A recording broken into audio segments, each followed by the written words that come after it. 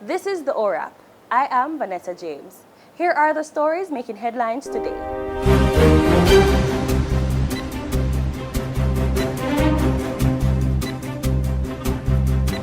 Alicia Moulton-White, the Vice President of Group Marketing for Sagicor Group Jamaica, has been slapped with multiple charges in relation to alleged fraudulent activities on customers' accounts at the institution.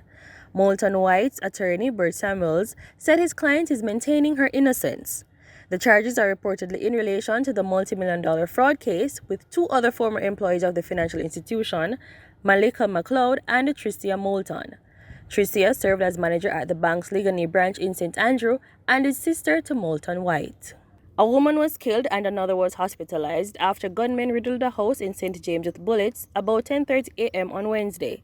Police were on the scene in York Bush near Mount Carey in the parish. According to relatives of the woman, armed men invaded the house and opened fire. A police constable who was in custody in relation to an ongoing investigation into crimes, including a double murder and armed robberies in Manchester in recent days, has been released. Sources say the policeman was questioned and subsequently released on Tuesday night. The constable is not assigned to the Manchester division. 4 suspects, including 2 teenagers, were apprehended by the police at a roadblock minutes after the latest robbery of a supermarket in Poros on Friday night. In sports, legendary West Indies cricketer Brian Lara is scheduled to play in Jamaica at the Treasure Beach Sports Park in St. Elizabeth next year. Lara made the announcement via video, which has been making the rounds on social media. The cricketing great holds the West Indies record of 400 not out against England in Test cricket in 2004. Cristiano Ronaldo, without a team and nursing the wounds of Portugal's shock World Cup exit, has been training at Real Madrid while staying in the Spanish capital, the club said on Wednesday.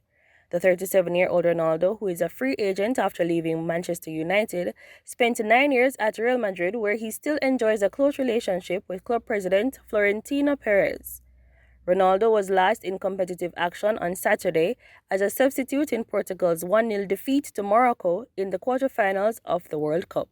And in World Cup news, France and Kylian Mbappe are headed back to the World Cup final for a much-anticipated matchup with Lionel Messi after ending Morocco's historic run at football's biggest tournament.